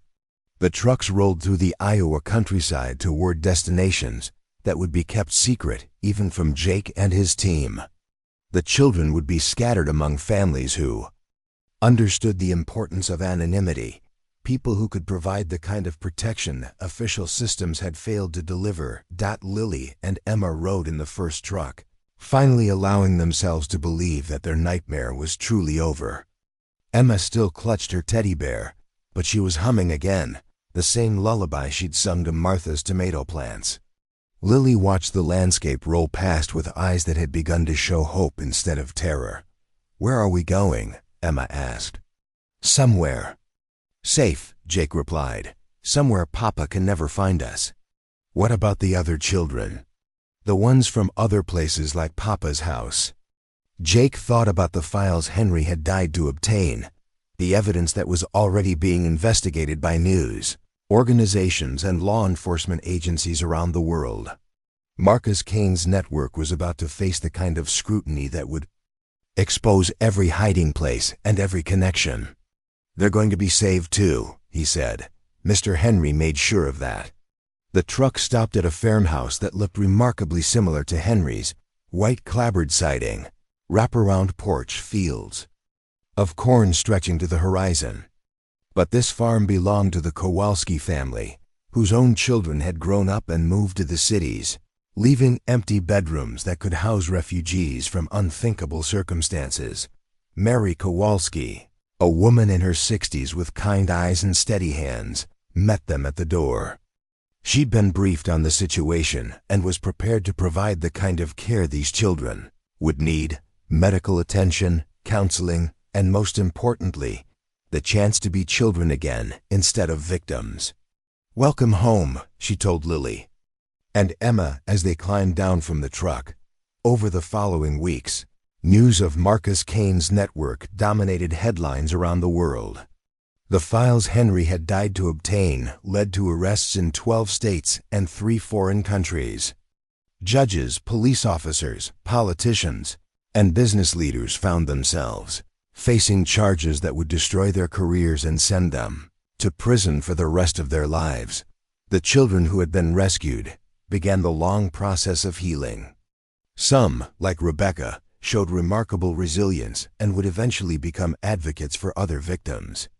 Others, like the boy who had required surgery, faced longer roads to recovery but were surrounded by people committed to helping them reclaim their lives. Lily and Emma thrived in their new environment. The Kowalski farm became their sanctuary, a place where they could run through fields without fear, where they could sleep without nightmares, where they could slowly remember what it felt like to be safe. Emma started school in the fall, a bright 7-year-old who amazed her teachers with her compassion for other students. She still hummed to plants in the garden, and her drawings gradually changed from dark, frightening images to pictures of families and houses and flowers. Lily proved to have a remarkable memory for details and an analytical mind that impressed the psychologists working with her. She testified via video link at several trials, her calm recollection of events helping to convict the people who had hurt her and other children. But both girls never forgot the promise Henry Blackwood had made to them on that stormy night when they'd appeared on his porch, covered in blood and terror. "You're safe here forever," he had said, and they were. Network that had victimized them was destroyed. The people who had enabled their suffering were behind bars. And the man who had sacrificed everything to save them had kept his word in the most complete way possible. On the first anniversary of their rescue, Lily and Emma visited Henry's grave in the small cemetery behind the church where he and Martha had been married. They brought flowers from the Kowalski garden and a drawing Emma had made showing a white farmhouse surrounded by fields of corn. "Thank you," Lily whispered to the simple headstone that bore Henry's name and the dates of his long life. Emma placed her teddy bear on the grave, the same bear Henry had given her from Martha's collection. "You can keep this," she said, "in case you get lonely." They walked back to the Kowalski farm hand in hand, two girls who had survived the worst humanity could offer and found their way to something better. Behind them, the sun set over the Iowa countryside, painting the sky in shades of gold that promised tomorrow would be a better day. In the end, that's all Henry Blackwood had wanted, for two frightened children to have the chance at better days. He had given his life to make that possible, and his sacrifice had saved far more than just Lily and Emma. Somewhere in the gathering dusk, his promise echoed across the cornfields, "You're safe here forever." And they were, 10 years after Henry Blackwood opened his door to two bloody girls. The world had changed in ways that would have amazed the quiet Iowa farmer. Emma Kowalski now 17 and valedictorian of her high school class, stood at the podium of the United Nations headquarters in New York City. She wore a simple blue dress, the same color as the overall she'd worn while helping Martha's garden grow all those years ago. Behind her, representatives from 193 countries listened as this young woman, who had once been reduced to a number in a predator's basement, addressed the world. "My name is Emma, and I am a survivor," she began, her voice carrying the strength that had been forged in darkness but tempered in light. 10 years ago, I believed I would die in a cage.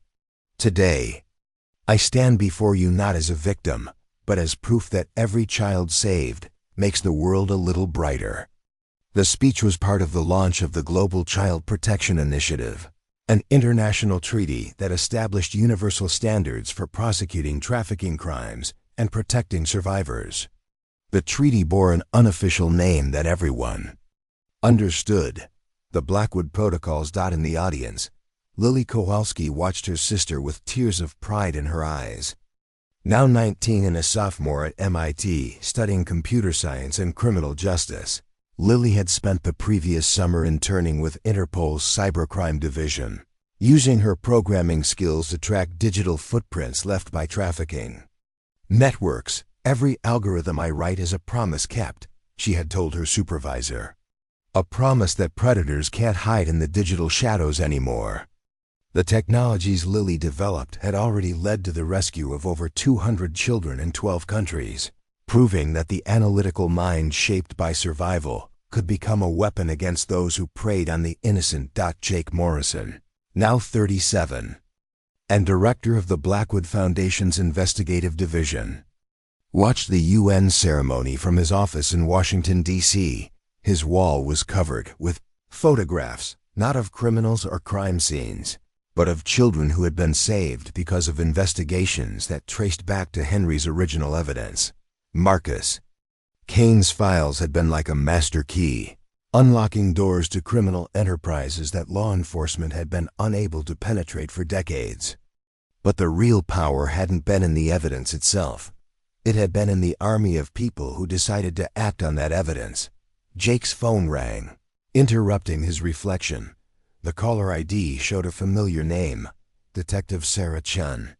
"We got him," Chun said without preamble. "Vincent Torres, the last name on Marcus's original client list. FBI picked him up this morning trying to cross into Canada." Torres had been a federal judge who had used his position to protect trafficking operations for over 15 years. He'd been living under an assumed identity in Montana, thinking he'd escaped justice. But Henry's evidence had a long memory, and patient investigators who never stopped hunting. "That's the last one from the original files," Jake said, feeling a weight lift from his shoulders. "No," Chun corrected. "That's the last one from the original network. But you know as well as I do that this work is never really finished." She was right. Every network they destroyed seemed to spawn new ones. Every predator they caught was replaced by someone else willing to profit from human suffering. But the infrastructure Henry had inadvertently created, investigators, advocates, survivors, and supporters, had become a permanent force for protection that adapted and evolved with each new threat.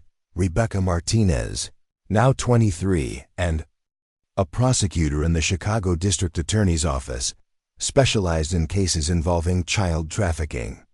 Her courtroom victories had become legendary, partly because of her legal skill, but mostly because of the moral authority she carried as someone who had survived what she prosecuted.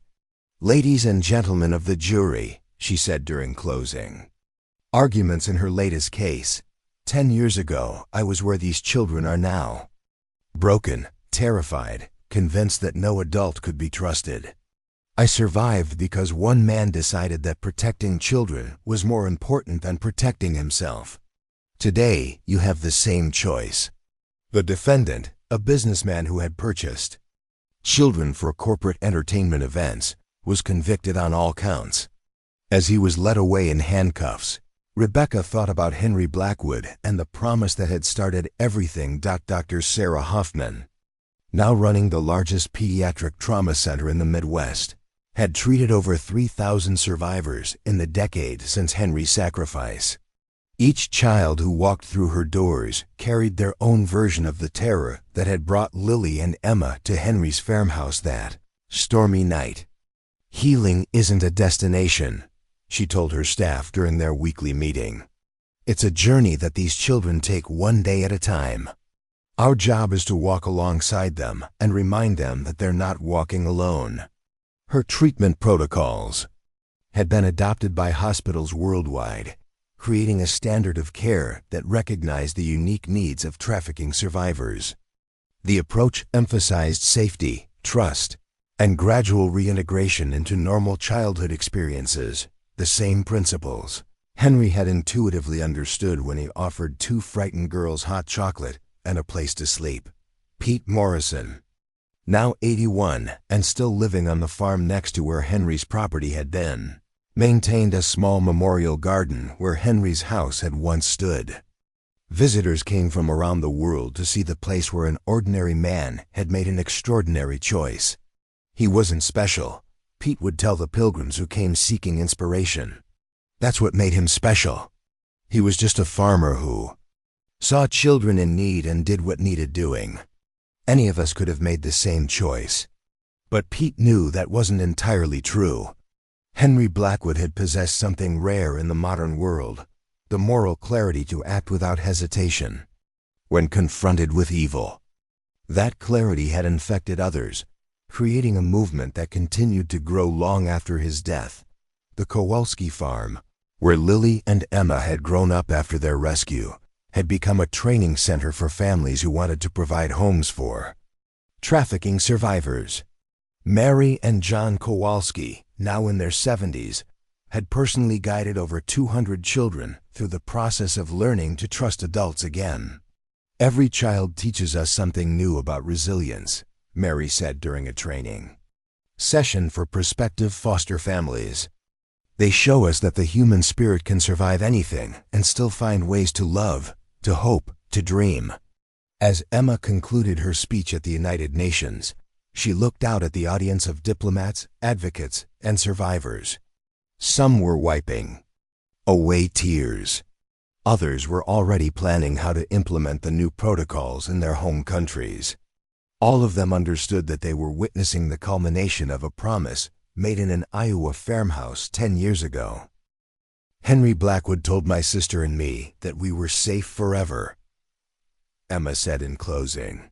"He kept that promise not just through his sacrifice, but through every person who decided to continue his work. Today, we extend that same promise to every child in the world. You are safe here. You are protected here. You are loved here. And that promise will be kept, not just by governments or organizations, but by ordinary people who understand that protecting children is humanity's most sacred responsibility." The standing ovation lasted for 5 minutes. When it finally ended, delegates from dozens of countries approached Emma with commitments to ratify the new treaty, to fund new rescue operations, to strengthen their laws against trafficking. That evening, Emma called Lily from her hotel room in New York. "Do you think he knows?" Emma asked. "Do you think Henry knows what his promise became?" Lily, studying late in her MIT dormitory, looked out her window at the stars visible above the campus. Somewhere out there, she believed, Henry Blackwood was watching over all of them, not just her and Emma, but every child who had been saved. Because of the choice he made on a stormy night in Iowa. "I think he knows," Lily said, "and I think he's proud." The next morning, both sisters would return to their work, Emma to her senior year of high school and her applications to pre-law programs, Lily to her advanced computer science courses and her summer plans to develop new tracking software for Interpol. Their futures stretched ahead of them, bright with possibilities that had seemed impossible during their years in Marcus Kane's basement. But they would never forget the moment that changed everything. 2 bloody girls standing on a porch, asking an old farmer for help, and receiving a promise that would echo through generations. "You're safe here forever," Henry had said, 10 years later, as children around the world slept peacefully in beds instead of cages, as survivors found their voices and used them to protect others, as ordinary people continued to make extraordinary choices in the name of protecting the innocent, those words had become more than a promise. They had become prophecy. And in a small cemetery in Iowa, where wildflowers grew around a simple headstone, the wind through the corn carried that promise across fields that stretched to the horizon, whispering to anyone who cared to listen that some commitments transcend death, some sacrifices echo through eternity, and some promises are kept not just by those who make them, but by everyone who believes that children deserve a world where safety isn't a luxury but a birthright. The promise lived on, and always would. Up next, you've got 2 more standout stories right on your screen. If this one hits the mark, you won't want to pass these up. Just click and check them out. And don't forget to subscribe and turn on the notification bell so you don't miss any upload from us.